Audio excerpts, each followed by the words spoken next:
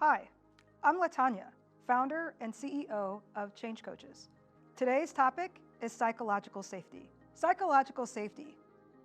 It's probably one of the biggest buzzwords today, but we also find that it's one of the most misunderstood concepts out there.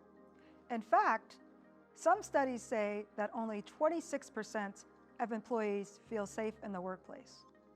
You may ask why. While leaders want to create it, we find that it's very difficult for leaders to create it on their team, as the organization may have conflicting structures and systems. The biggest culprit is not what you would expect.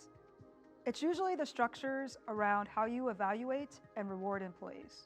For example, I once worked with a company that prided itself on creating a high-performing culture and relied on competitive employee practices to get there. Employees were pitted against each other. Although this is a common practice, competition can be one of psychological safety's biggest culprits.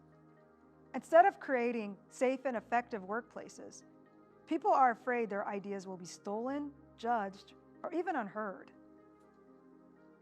People in power often have more psychological safety, especially in these situations, as they naturally have more space to operate.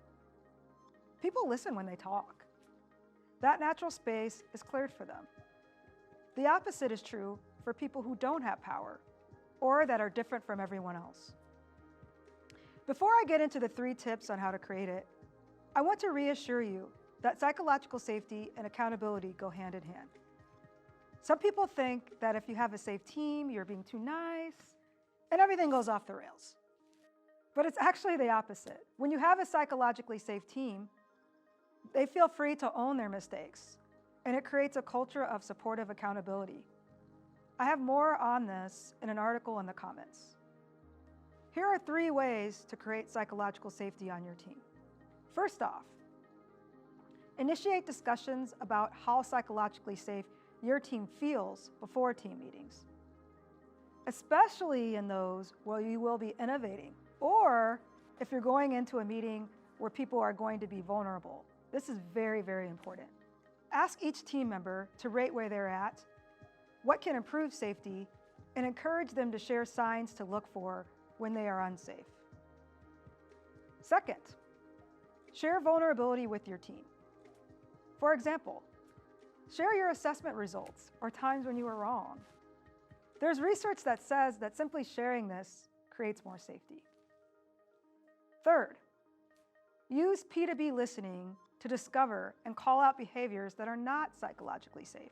I talk a lot about P2B listening and leading below the surface.